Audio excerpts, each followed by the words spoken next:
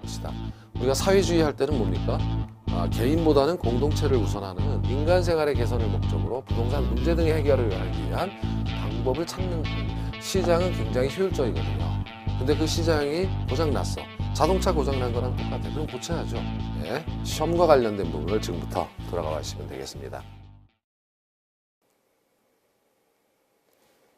안녕하십니까. 자, 이번 시간은 22강이고 1장에서 가장 중요한 평균 분산 모형입니다. 자, 불확실성에서의 투자 분석은 미래에 달성할 수익을 확정할 수 없는 경우에요. 이렇게 될 수도 있고 저렇게 될 수 있다라는 걸 가정하고 투자 의사결정을 해야 되는 그런 내용입니다. 일단 1장 전체의 틀을 먼저 보자면 1장에서는 위험이 뭔지를 불확실성을 정의해 보는데 당초 예상했던 수익률이 실제로는 환경 때문에 변할 가능성이 언제나 존재하죠. 그 이유가 뭐냐? 사업 위험, 재무 위험, 이자율 위험, 유동성 위험 때문에 그렇다. 그러면 이렇게 상황이 여러 개니까 수익이 좋을 수도 있고 나쁠 수도 있으니까 수익률은 평균을 통해서 수익률을 측정하겠다.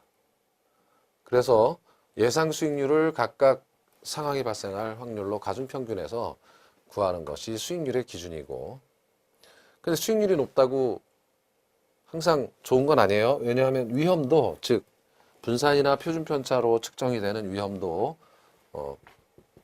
투자 의사결정에 반영시키겠다 이겁니다. 그것이 바로 표준편차 위험이다.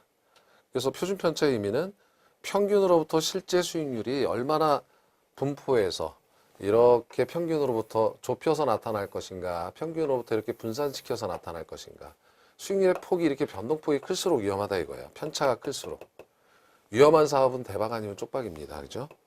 이런 내용이 되겠습니다. 그래서 기본 개념은 수익률과 위험을 측정해서 둘 모두 투자 의사결정에 반영시킨다. 이런 뜻이고, 이것이 바로 지배의 원리예요. 그죠? 지배 원리에 의해서 투자 의사결정하는 방법론을 보시면 되겠다. 이것이 1장의 주요 내용이고, 특히 2절 불확실성에서의 투자 분석의 주요 내용입니다. 부동산 투자 위험의 종류인데, 위험은 아까 잠깐 정의해서 봤지만 위험은 수익률의 변동 가능성입니다. 당초 예상했던 수익률의 변동 가능성. 위험의 종류라고 하는 것은, 그러니까 이러한 수익률의 변동을 불러오는 원인들은 무엇인가 라는 것을 가볍게 보는 파트예요. 사업 위험입니다.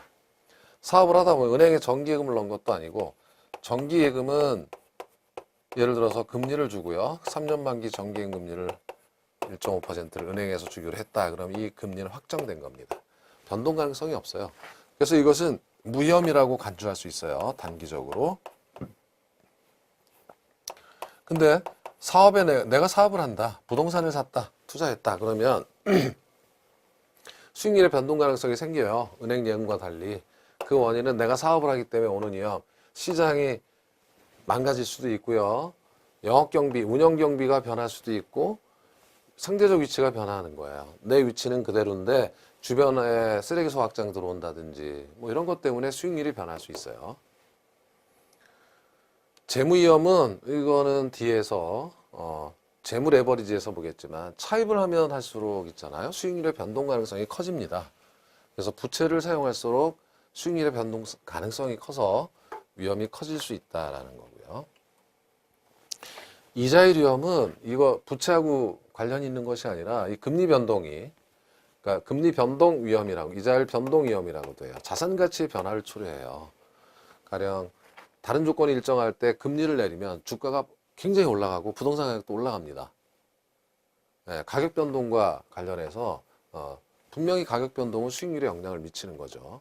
이런 것 때문에 수익률의 변동 가능성이 오고, 그래서 위험의 종류다 이렇게 해놓은 거예요. 유동성 위험은 가령 안 팔리면 예상했던 수익률이 변해요. 할인율이 커집니다. 주식에서도 소형주 같은 경우는 주가가 막 올라가는 것 같은데 이 올라간 가격을 실현시킬 수가 없어요. 거래가 잘 안 돼서. 그러면 이거는 이렇게 달성이 가능하다 하더라도 실제 매매 과정에서 유동성, 즉 황금성이 별로 없어서 수익률의 변동 가능성, 할인율이 커질 수가 있다. 인플레이션 위험은 인플레이션은 물가 상승이에요. 인플레이션 자체는 물가 상승이다. 물가 상승이라는 말은 화폐 가치 하락이다.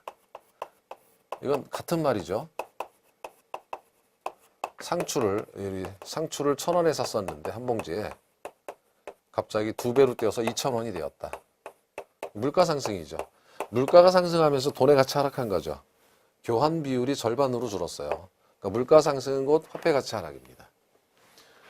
자, 예상치 못한 인플레이션이 발생하면 구매력 하락 위험이 생긴다는 것은 지금 인플레이션 때문에 물가가 상승한다는 것은 부동산의 실물 자산 가치가 올라갈 수 있어요.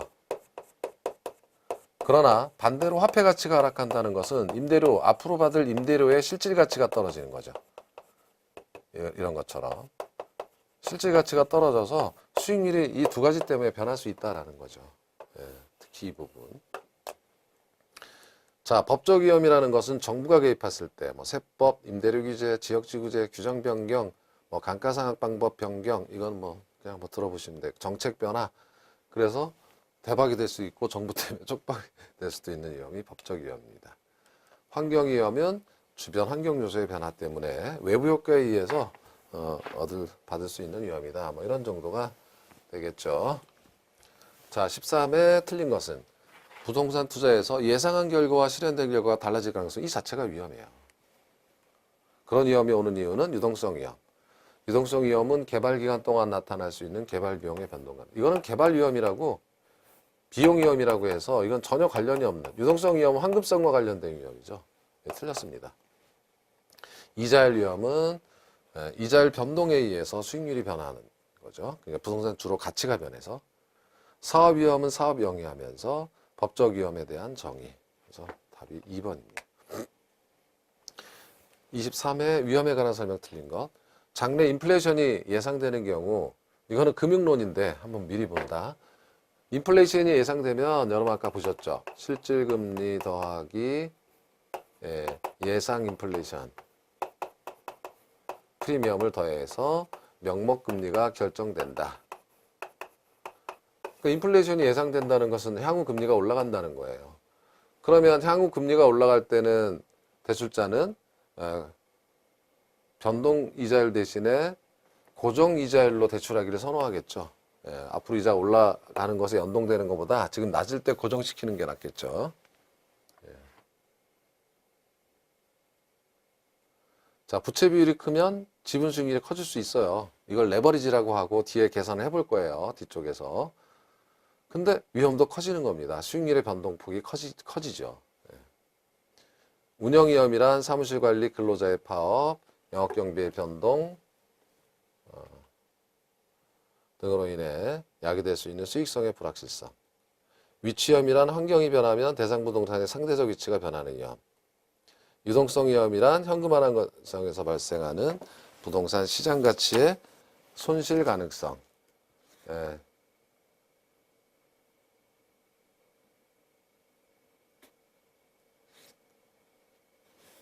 자, 이게 뭐가 틀렸을까요?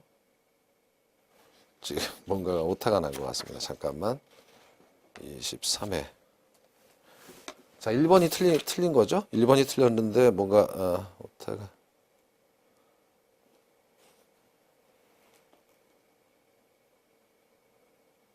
이게 틀렸죠. 지금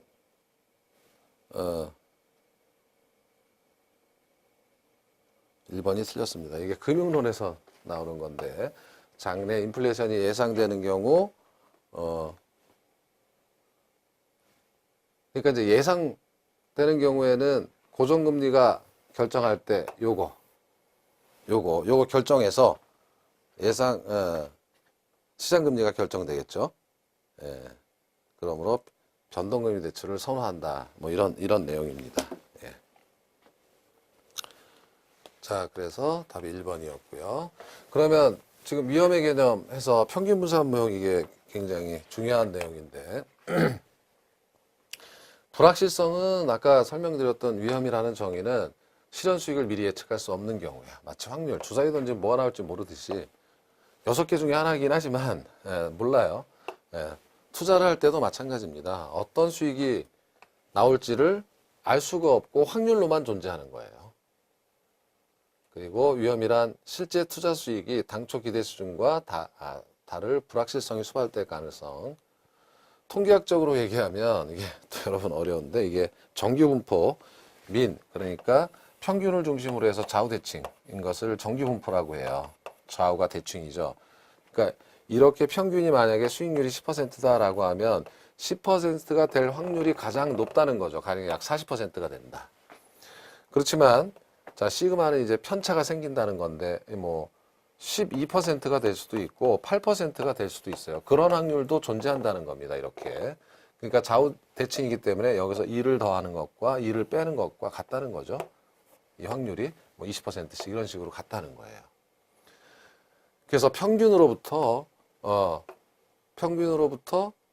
멀어질 가능성, 표준편차죠. 이게 표준편차나 분산이라고 생각해 보신다면 평균으로부터 수익률이 실현되어 나타날 범위가 떨어진 정도를 표준편차다 이렇게 얘기하는 겁니다. 근데 얘가 이렇게 더 멀리 분포돼서 나타난다면 이건 뭐 너무 위험하죠. 수익률의 변동폭이 커요. 이렇게 될수록 위험하다. 은행 정기예금은 가령 정기예금이 10%다 그러면 10%가 달성될 확률이 100%니까 이거는 불확실성이 없어요. 그래서 불확실성의 정의가 원래 기대했던 수익률로부터 확률적으로 얼마나 퍼져서 나타날 수 있는가.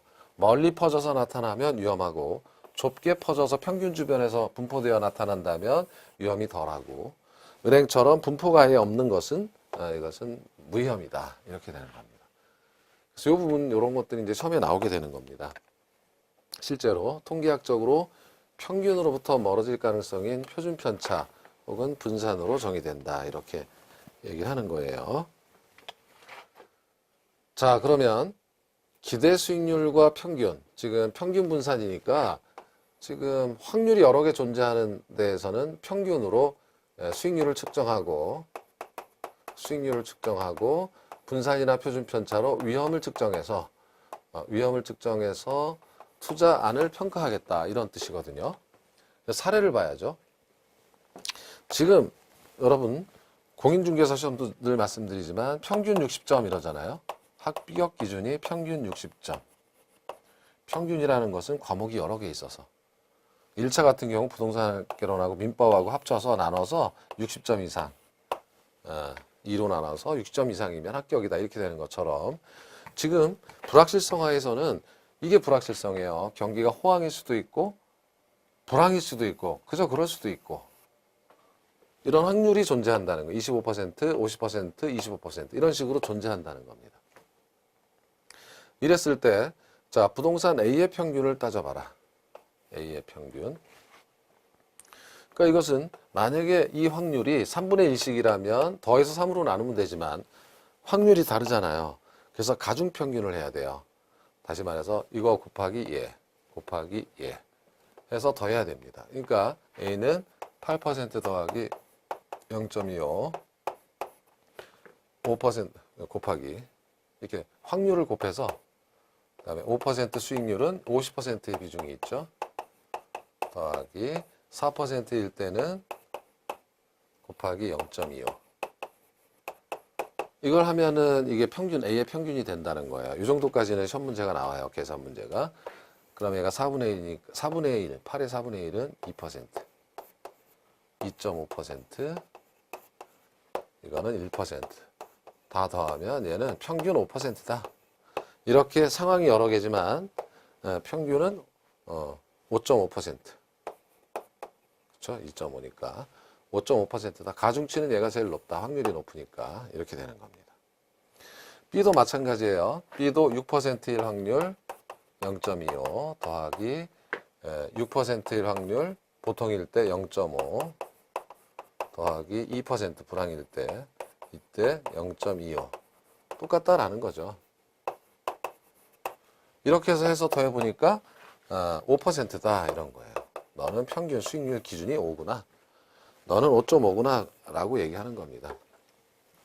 여기서 수익률 기준으로만 한다면 얘를 보고 끝나겠지만 위험도 한번 봐줘야 된다는 거죠. 그래서 위험을 구해봤더니 수익률의 평균으로부터 떨어진 정도, 즉 표준편차나 분산으로 측정을 하게 되는 건데 그걸 해봤더니 A는 1.5. 이거는 계산 문제가 안 나와요. 여러분 수준에서 안 돼요. 그래서 1.5, 1.73이다 라고 하는 겁니다. 그러니까 지금 이게 평균이고, 평균은 이렇게 이제 레이트 오브 리턴이고 수익률 R이고, 익스펙테이션 E는 평균이라는 뜻이고, 분산이나 표준 편차는 시그마 제곱하면 분산이고, 시그마 하면 표준 편차. 뭐 이렇게 되는 거죠. 얘가 1.5, 얘가 1.73. 이렇게 되는 경우에 이제 투자 의사결정을 둘 중에 하나 하는 방법은, 자, 얘는 5.5 수익률은 높아요. 근데 위험도 낮아요. 얘는요, B는 수익도 낮고 위험도 커요. 그러니까 이거는 절대 기각이고 얘를 채택해야 된다 이겁니다. 이것을 우리는 지배 원리라고 한다 이렇게 되는 거예요. 그래서 지배 원리란, 자, 각 투자 자산의 기대 수익률, 즉 얘는 평균이었죠. 아까 가중 평균한 거였죠. 확률로 평균과 위험, 즉 얘는 분산이나 표준 편차를 구해서 두 가지를 다 보겠다 이거잖아요. 가령 지배 원리를 보게 되면 A하고 B하고 뭘 선택하시겠습니까? 라고 하면 A 자산은 수익률이 높지만 A 자산과 B 자산은 A와 B는 위험은 같지만 가령 뭐 1% 위험이 수익률이 달라요. 수익률이 가령 얘는 10%고 얘는 5%다라고 하면, 자, 위험은 같으면 당연히 수익률이 높은 A를 선택하고 B를 버려야죠. 그죠? 그래서 분산이, 즉 위험이 동일하다면 평균, 즉 수익률이 높은 투자원을 선택하는 것이 지배 원리입니다. C하고는 어떨까? 그러면 얘는 둘은 얘가 2%라고 한다면 둘은 어떻습니까? 수익은 같은데 C가 위험만 크잖아요. 그럼 이 경우 C를 버려야죠. 위험이 적은 거를 선택한다. 평균이 동일한 투자원이라면 분산이 낮은 위험이 적은 걸 선택하는 건 당연합니다. 그래서 A, B, C 세 개 중에서는 A를 선택한다. 이것이 지배 원리예요. 이렇게 해서 투자 의사 결정을 해나가는 거다. 근데 이제 문제가 생겼어. D라면 어떻게 할까라는 거예요. D를 가령 3%고, 그죠? 얘가 21%, 수익이 21이다. 갑자기 올라가긴 했지만. 그럼 A하고 D를 구분하는 것은 굉장히 어렵습니다. 왜냐하면 A에서 D로 갈 때 위험도 커졌지만 대신에 수익도 많이 커졌죠. 10에서 21로. 이렇게 된 거예요. 그래서 이 둘의 관계는 위험과 수익의 상충 관계다. 즉 위험이 커질수록 수익도 커진다. 이렇게 되는 거예요. 그래서 결국은 이런 거 다 버리고 주어진 위험에서 가장 높은 수익을 주는 투자 자산을 연결한 곡선을 효율적 프론티어, 효율적 전선이라고 한다. 이 전선은 앞전자입니다. 그러니까 맨 앞에 있는, 여기는 실현 불가능이고 이 아래는 실현 가능인데 이 선상에 있는 자산들은 아래에 있는 걸 모두 지배하죠. 주어진 위험에서 가장 높은 수익을 주는 것들 혹은 주어진 수익에서 가장 위험이 낮은 것들을 선택한 자산들이니까 이렇게 되는 겁니다. 그렇지만 둘 중에 하나를 선택해 볼 수는 있겠어요. 자, 가령 숫자를 제가 다시 A하고 D를 한번 생각해 보면 A는 2%이고 10%이다. D는 3%이고 18%이다. 12%다. 이렇게 가정을 해보면, 자, D 입장에서는 위험이 커졌지만 수익이 커져서 위험과 수익의 상충관계라 둘의 우열관계는 없어요. 그리고 A 입장에서도 위험은 이거 위험 관점에서도 A 입장에서도 수익은 줄어들었지만 마찬가지로 위험도 줄어서 둘의 우열관계는 없다 이거죠. 그런데 해보는 방법이 있다 이거죠. 자, 이거예요. 변이계수, 분산계수. 즉 분수의 의미는 여러분 어떻게 기억하셨어요? A분의 B 하게 되면 이거는 A 한 단위당, 분모 한 단위당 분자의 크기를, 즉 분자 B의 크기를 잴 때 이렇게 분수로 나눠버린 거예요. 그래서 지금 이렇게 변이계수를 보게 되면 평균, 즉 수익률로 위험을 나누는 거죠. 평균, 표준 편차. 이렇게 됐다면 이 평균은 수익률을 측정하는 단위니까 수익률 1%당 표준 편차, 즉 위험이 몇 %인가 이거를 측정하는 지표잖아요. 얘는. 이렇게 해가지고 이걸 통해서 둘의 우열관계를 따져보겠다라는 겁니다. 그럼 A를 보게 되면 A는 평균이 10%이고 여기잖아요. 10%. 위험은 2%입니다. 그러면 10분의 2니까 0.2가 되는 거고. 자, B는 D는 12%고 3%죠. D는 12%고 3%입니다. 4분의 3, 42. 4분의 1이니까 0.25죠. 이렇게 수익률 하나당 위험은 얘가 더 적죠. 얘가 크고. 그러니까 얘를 버리고 얘를 선택해야 되는 거예요. 위험이 적은 거. 근데 이걸 뒤집어서 나눠도 마찬가지예요. 즉, 뒤집으면 위험 한 단위당 수익률은 얼마인가 라고 하는 거니까 뒤집으면 큰 게 좋은 거고 한 단위당 수익률이 큰 거 이런 경우에는 작을수록 좋은 거고 같겠죠. 2분의 10이니까 얘는 5입니다. 위험 한 단위당 수익률이 5개 들어있고 D는 3분의 10이니까 3, 42 위험 한 단위당 수익이 4개 들어가 있어요. 수익은 5가 들어있는 게 역시 마찬가지로 어떤 방법으로 해도 이런 사례에서는 D를 버리고 A를 선택할 수는 있겠다. 그러나 원론적으로 원칙적으로 A하고 D는 위험과 수익의 상충관계, 트레이드업 관계에 있어서 어떤 것이 우월한지는 투자자의 위험에 대한 태도에 따라 다르다. 뭐 이게 원칙이지만 이렇게 해볼 수 있다라는 겁니다. 자, 별걸 다 하는 거예요. 이걸 왜 하죠? 공인중개사 시험에서. 저도 좀 이상합니다. 시험에 나오니까. 자, 위험에 대한 투자자의 태도 이런 것도 이제 하셔야 되는데 자, 위험 회피형이라고 하면 위험한 거 안 한다가 아니에요. 여기서는 리스크 어버터, 리스크 어버스라는 것은 위험 회피의 정의를 잘 아셔야 되는데 이게 곡선이라는 겁니다. 직선이 아니라 이게 아래로 볼록한 포락선이 이렇게 되면 이게 직선이라는 뜻은 직선은요 비례하는 거죠. 위험이 증가하는 만큼 수익이 증가하면 된다라는 건데 이게 포락선이라는 것은 위험이 증가할 때 수익이 증가하는 정도가 더 커야 된다는 얘기예요. 위험이 조금 증가할 때 수익이 더 많이 증가해야 된다 이런 뜻입니다. 즉 위험 회피형이라는 것은 위험한 거 안 한다는 게 아니라 위험이 증가하면 수익이 증가해줘야만 여기서 이쪽으로 할 때 투자를 하는데 한 단위씩 위험이 증가할 때마다 이 위험보다 더 큰 수익 증가를 요구하는 겁니다. 그러니까 이렇게 올라가게 돼 있어요. 구부러지게. 그래서 포물선으로 되는 겁니다. 여기서는 위험에 대해 더 큰 수익을 요구하는 거예요. 가장 합리적인 태도죠, 이게. 자, 그런데 이 위험 회피형 중에서도 공격적 투자자와 보수적 투자자가 있어요.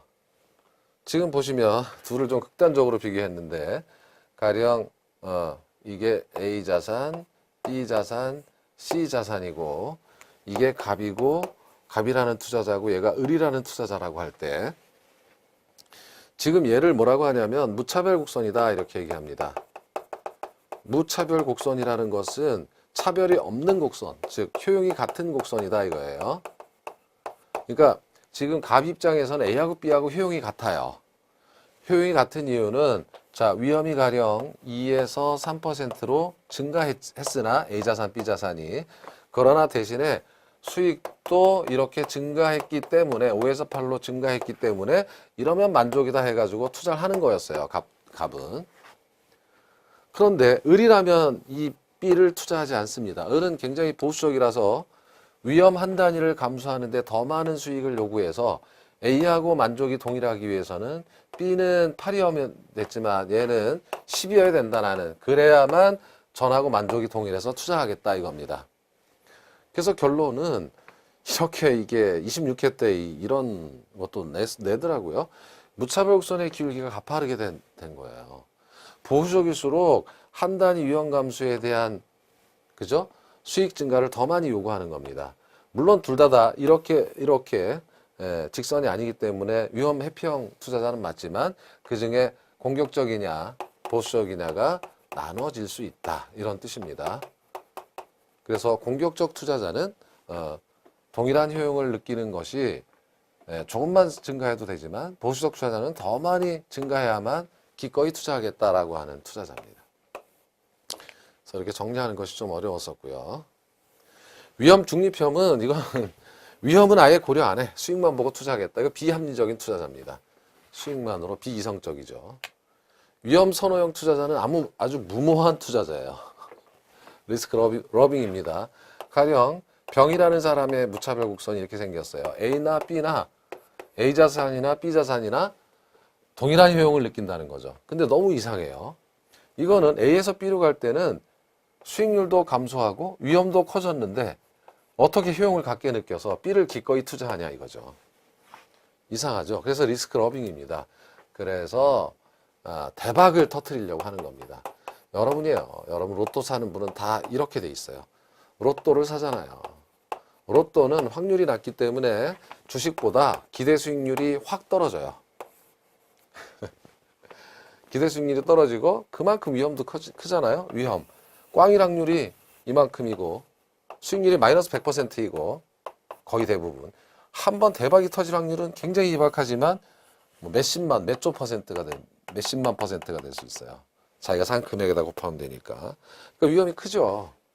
그러니까 이렇게 이거나 효용이 같아서 그냥 과감하게 리스크 러빙을 하는 투자자는 굉장히 무모한 투자자입니다. 이런 거 하시면 안 돼요. 로또 사시면 안 된다. 자, 그렇게 해서 위험 선호형이다. 그래서 기본적으로 아무런 이야기가 없으면 여기서는 위험 회피형 투자자를 가정한다 이거예요. 그래서 위험 회피형 투자자를 가정하고 논리를 전개하는 겁니다. 특별한 얘기가 없으면. 그 중에서 공격적이냐 보수적이냐 이렇게 이제 나오는 차이 정도만 있을 뿐이죠. 자, 그리고 위험의 처리 방법은 이거는 이제 시험에 가끔 나오는데 위험을 어떻게 트리트먼트 이걸 번역했겠죠? 다룰 것이냐? 위험한 거 안 하면 돼. 국공채, 국채를 사고 나는 정기예금 이런 것만 할 거야. 부동산 왜 해? 주식도 안 해. 안 하면 돼요.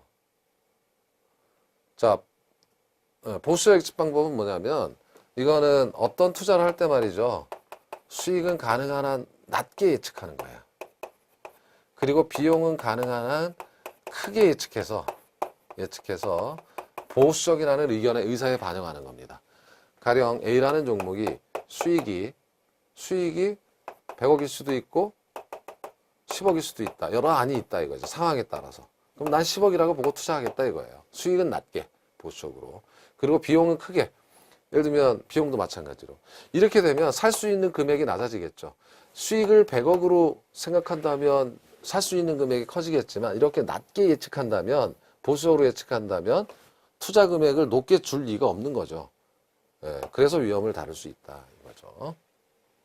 사실은 사업을 할 때는 보수적 예측 방법을 해야 됩니다. 안 그러면 금방 망가져요. 그리고 위험 조정 할인율을 사용한다는 것은 할인율은 미래 가치를 현재 가치로 만들어주는 이자율이다. 위험 조정이라는 것은 요구 수익률이라는 거예요. 사실상 요구 수익률입니다. 그러니까 내가 어떤 투자를 할 때 1년 후에 10억이 들어온다. 11억이 들어온다. 그럼 현재 가치로 만들어야 되는데 10억. 그럼 이게 현재 가치로 얼마일까라는 것은 이 투자 자산의 위험에 따라 달려있죠. 현가계수를 곱해서 현재 가치를 구할 텐데 이거 할인율. 이것을 몇 퍼센트로 보느냐 이거예요. 10으로 볼 것인가 20으로 볼 것인가. 위험할수록 싸게 사려고 하겠죠. 위험하지 않을수록 좀 비싸게 사도 되는 거고. 그래서 위험할수록 높은 할인율을 적용시켜서 이 미래에 들어올 가치를 낮게 보고 투자를 하는 방법이에요. 그래서 다 그게 그건데 말의 뜻을 지문 속에 나올 때 구분하실 수 있으면 되는 겁니다. 근데 사실은 이거는 좀 정식 용어는 아니고요. 이런 게 가끔 시험에 나와서 그렇죠. 위험관리론이라고 하는 것은 다 수학인데 통계학인데 이 네 가지가 학문적 정의입니다. 위험회피는 이하고 같죠. 위험한 거 안 한다. 위험 보유는 위험을 피할 수가 없어서 대부분의 경우는 그냥 위험을 지고 가야 돼요. 이런 거고. 위험 전가는 회피하고는 좀 다르다는 거 정도를 구분하시면 되는데 얘는 안 하지만 얘는 해요. 하는데 제3의 계약자나 보험회사에 넘기는 방법이에요. 우리가 생명보험을 들거나 자동차 보험을 드는 이유도 그 사고 났을 때의 위험을 보험회사에 떠넘기는 거예요. 보험 조금 넣고. 계약을 통해서 불공정 계약을 통해서 위험 떠넘길 수 있어요. 잠시 후에 문제에서 보실 거고. 위험의 통제는 이건 컨트롤입니다. 이건 사전 예방이에요. 사전 예방. 여러분 이제 중요한 게 이런 거. 통제 구역을 이렇게 정해놓고 못 들어가게 하잖아요. 사전에. 그게 통제입니다. 그래야 여기 감전사고 안 납니다 라고 못 들어가게 해야만. 그래서 위험을 사전에 예방하겠다, 축소하거나. 그래서 민감도 분석이 그런 겁니다. 미리 해보는 거예요. 그런 정도만 보시면 되고, 위험 회피와 위험 전가를 구분할 수 있는 정도를 보자. 안 한다가 아니라 전가는 하되 남에게 떠넘긴다. 그래서 전가다. 자, 위험 통제의 민감도 분석 아까 보신 게 있는데, 민감도 분석이라고 하는 것은 투자 수익에 영향을 미치는 변수, 가령 굉장히 많겠죠. 그것을 좋아질 거다, 나빠질 거다, 변화할 때 수익성이 어느 정도 민감하게 변하는지를 미리 분석해서. 민방위 훈련이 왜 해요? 민방위 훈련. 전쟁도 안 났는데 민방위 훈련 왜 합니까? 미래에 대비하기 위해서 훈련을 해놔가지고. 이것도 마찬가지예요. 수익성이 변화를 미리 파악해 봄으로써 위험을 관리한다 이겁니다. 단일 변수만 할 수 있고 집단 변수도 할 수 있는데, 사례가 이거예요. 임대주택 사업을 하게 되면 임대료, 공실률, 운영경비 뭐 이런 것 등이 수익에 영향을 주죠. 그러니까 얘가 5% 상승할 수도 있고 5% 하락할 수도 있잖아요. 공실도 마찬가지고. 그랬을 때 가령 앞으로 보게 될 수년가나 내부 수익률, 수익률이 어떻게 변하는지를 미리 돌려보는 겁니다. 하나씩 해볼 수도 있고 전체가 돌아갈 수도 있고 다양하게 측정을 해서 집중 변수, 이게 참 수익에 영향을 많이 줄 수 있겠구나 라는 거죠. 이런 정도 개념만 아시면 되는 거고요. 기출 문제를 보도록 합니다. 자, 오피스 빌딩, 아파트, 호텔, 부동산, 이거 13회죠. 13회 문제죠. 이렇게 해서 기대 수익률, 표준 편차를 다 구해놨네요. 그리고 위험 회피자, 투자자는 위험 회피자이다. 항상 이렇게 가정하는 겁니다. 자, 이걸 보면은 수익률하고 위험의 순서, 기대 수익률의 순서는 1, 2, 3이네요. 그 다음에 위험의 순서는 역시 1, 2, 3이네요. 순서가 똑같네, 위험과. 오피스 빌딩과 호텔에 비해서 아파트의 실제 수익률이 기대 수익률에 가깝다는 것은, 가까울 가능성이 크다는 것은 위험 편차가 적다는 겁니다. 그러면 오피스 빌딩과 호텔에 비해서 아파트가 제일 낮았잖아요. 위험이 가장 낮죠. 가능성이 큰 거 맞습니다. 기대 수익률이 가장 높을 것으로 추정되는 호텔 부동산에 우선적으로 투자한다라고 하면 위험 회피적이 아니죠. 이건 아니에요. 틀렸어요. 위험 회피형 투자자는, 자, 수익이 낮더라도 위험이 낮은 거, 이렇게 세 가지가 지배 원리가 성립하지 않는 이런 형태의 효율적 전선상에 있는 거라면 이걸 투자하거나 하겠죠. 그리고 공격적일 경우 보수일 경우 다를 거고. 호텔에 우선적으로 투자하는 게 아닙니다. 2번이 답이에요. 위험이 클수록 더 높은 기대 수익률을 얻을 수 있다. 그렇죠? 1, 2, 3. 위험과 수익률의 순서가 같아요. 아파트의 경우 기대 수익률의 단위당 위험도가 가장 낮았다라는 건 여러분께서 해보시면 돼요. 기대 수익률 한 단위당 위험도 하니까 기대 수익률로 한 단위당 위험, 표준 편차를 나눠보면 되는 겁니다. 이렇게 나눠보면 아파트 같은 경우는 15를 3.54로 나누는 거죠. 아니지. 15분의 3.54 이렇게 해봐서 단위당 위험 한 단위당 수익률 한 단위당 위험을 측정해보면 아파트가 가장 낮다는 결과를 알 수가 있고요. 세 가지 유형의 부동산 수익률이 완전히 상호 연관되어 있지 않다면, 이거는 다음 시간에 포트폴리오에서 수익률의 상관계수가 1이 아니라면 분산 효과가 있다 이거예요. 분산 투자하면 위험이 감소될 수 있습니다. 그런 문제였어요. 15회. 자, 투자에 따른 위험관리 방법 중에 위험의 전가에 속하는 것 그랬죠. 1번 부동산 포트폴리오는 위험 분산입니다. 분산 투자고요. 위험 요소가 변함에 따라 투자 결과치가 어떻게 변하는지, 이거는 민감도 분석이고요. 위험한 투자를 제외시킨 위험 회피고, 기대 수익률이 요구 수익률보다 적은 투자 대안을 제외시키는 것은, 이건 뭐 위험 관리 방법이 아니죠. 자, 요거야 바로 물가 상승률만큼 임대료가 인상되도록 임대 계약을 한다라고 하는 것은, 임대인이 투자자잖아요. 건물을 산 그 투자자가 계약을 통해서 임차인에게 전가시켰어요. 어떤 위험을 전가시켰냐면 인플레이션 위험을 전가시켰어요. 3년 임대차 계약을 했는데 임대료 정해놨겠죠. 근데 물가가 막 올라버리면 받은 임대료의 실질 가치가 떨어지잖아요. 그 위험을 물가 상승률만큼 임대료 계약 다시 합시다 라고 했다면 투자자가 질 위험을 임차인에게 전가시킨 위험의 전가의 사례 되는 거죠. 자, 민감도 분석입니다. 설명으로 오는 것. 자, 이걸 쭉 읽어보시고 나머지는 뭐 말도 안 되는 거고, 그렇죠? 이것도 아니고, 이거 흡수율이고요, 이거는. 이거 아니고, 이거 5번이죠. 투자 효과를 분석하는 모형의 투입 요소가 변함에 따라 그 결과치가 어떻게 변하는가. 여기 투입 요소란 아까 보셨던 수익에 결정적 영향을 주는 요소들, 그러니까 주택 임대 사업을 할 때 임대료, 운영 경비, 뭐 이런 것들이었었죠. 이것이 변함에 따라 결과치, 수익률이 어떻게 변하는지. 자, 1번 유동성 위험에 대한 정리, 시장 가치의 손실 가능성. 수익은 가능한 낮게, 비용은 가능한 높게. 이게 보수적 예측 방법이에요. 위험도가 높은 자산을 투자해서 제어시키는 건 위험의 회피죠. 위험 전가가 아닙니다. 틀렸어요. 자, 이거는 감흥도 분석이나 민감도 분석이나 같은 용어고요.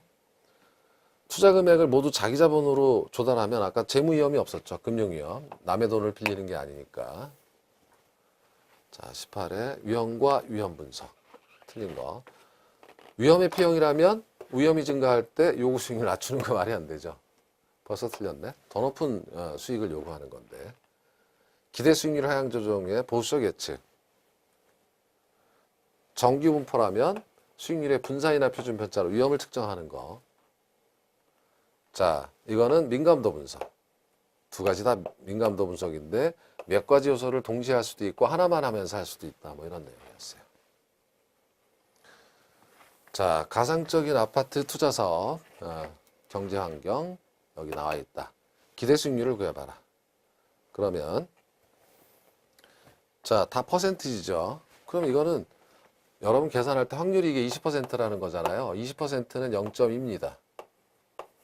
그리고 하나를 소수점으로 바꾸고 이렇게 4% 수익률이 이렇게 되는 거예요. 정상 가중평균 하는 중이에요. 0.6, 60%는 0.6. 확률을 소수점으로 바꿔주고 수익률은 그냥 퍼센티지 써서 계산하시면 돼요. 헷갈리니까 얘도 낙관적 0.2, 1 때는 13%. 이렇게 해서 더해주면 가중평균이 되는 거니까 0.8%, 68, 48, 4.8% 더하기 2.6%.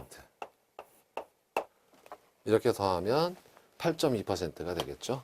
이건 뭐 계산이 간단한 문제입니다. 그래서 이렇게 곱해서 더하면 되는 거예요. 근데 곱하는 방법은 이 확률을 소수점으로 만들고 곱해서 더하면 편하다.